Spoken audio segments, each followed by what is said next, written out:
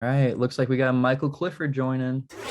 Two faces for radio. All right, cool beans. Well, so both of you, Calum, we already went through this, but Michael, everyone else in here except for this ugly guy, at least on my screen, he's right here.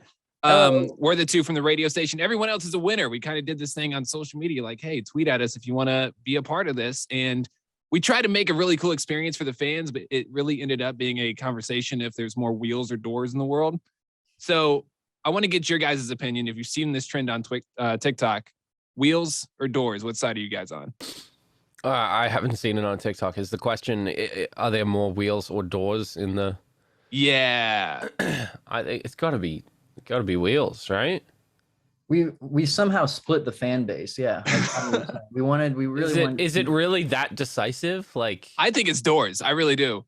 Man, I'm on the wheels side. So yeah, I guess it does kind of get decisive. Guys, I don't think we're going to be able to figure this out today. At least not in 8 or 10 minutes. Yeah. Oh, goodness. Well, first order of business here. Michael, I wanted to ask, you recently got married. I was in the same boat. We did it privately as well. I'm not really private in my sense. I mean, no one really cares. If you were to do it over again, would you change anything? Would you do it differently? Probably not. Yeah. I didn't really know what I was doing when it came to planning weddings. I guess I didn't honestly plan anything at all. So I can't really regret anything that I didn't do. We saw you on the... I take no responsibility. No, I guess I did a little bit. I didn't You released half of it, right? Yeah. Jackson, you'll understand this too. When you get married, yeah, you just kind of take the passenger seat on that one, bud. You do that. I meant half of it being up there on the altar at least, but yeah, it was passenger seat, but by choice. We saw you on Calum, do you take any advice from that one?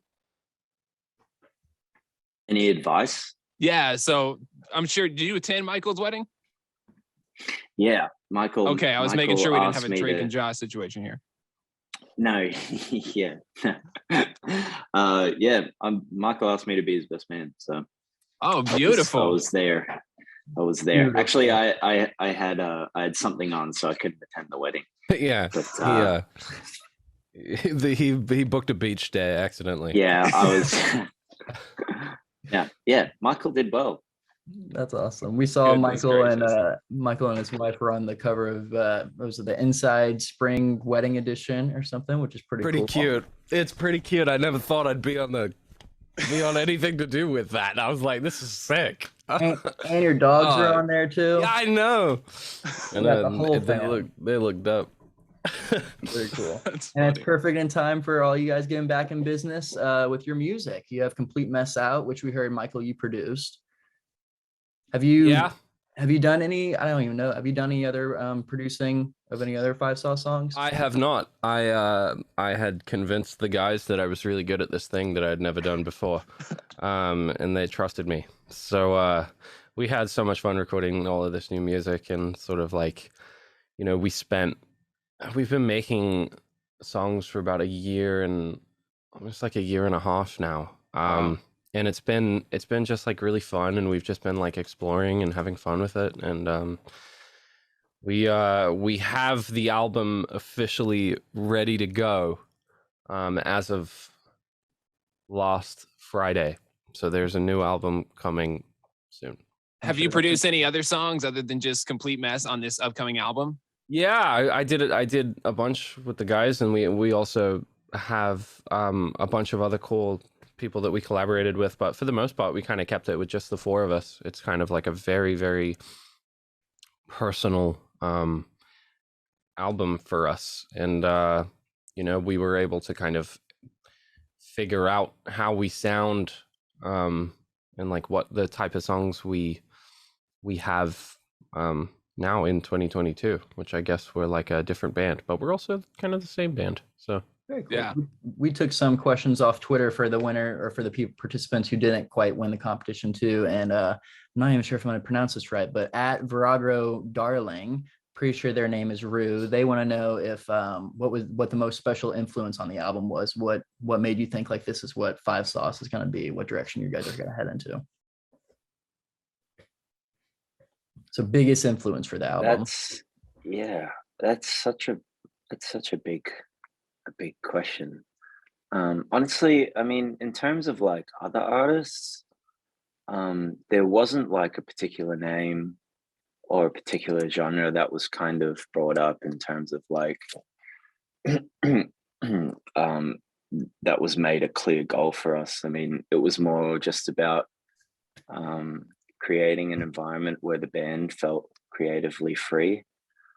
And obviously with Michael and kind of in the driver's seat with the production, I mean, that kind of opens up, you know, that's a whole different other voice of the band, which we've never kind of discovered before. So that instantly was a huge influence, of course, especially with, and by the way, Michael, you know, he hasn't produced any other records, but instantly, you know, has stepped up to the plate and has made, you know, amazing sounding records for a band who's been around for a long time, a band who has very high standards in terms of what we want and how we want it to sound. And Michael just fucking nailed it, which is awesome that we can, you know, we can confidently be, you know, self-inclusive in terms of the whole process, which gave us everything that we wanted in terms of the liberation we've always been seeking within our creative process. So if I was to be blatantly honest, it's probably the band's influence is the people within the band. I was gonna say, it makes it a little bit more personal, especially with Michael producing and everything. Totally. Cool. Thanks. You got one more, or is there one more fan? Or are we just gonna? Well, I was gonna. The other thing we were gonna talk about was just you got your tour in Europe coming up. And I know you're probably doing a lot of rehearsals for that right now. How's all that going? Rehearsals are pretty exhausting, especially when you haven't played together in our case, it's like 2 years.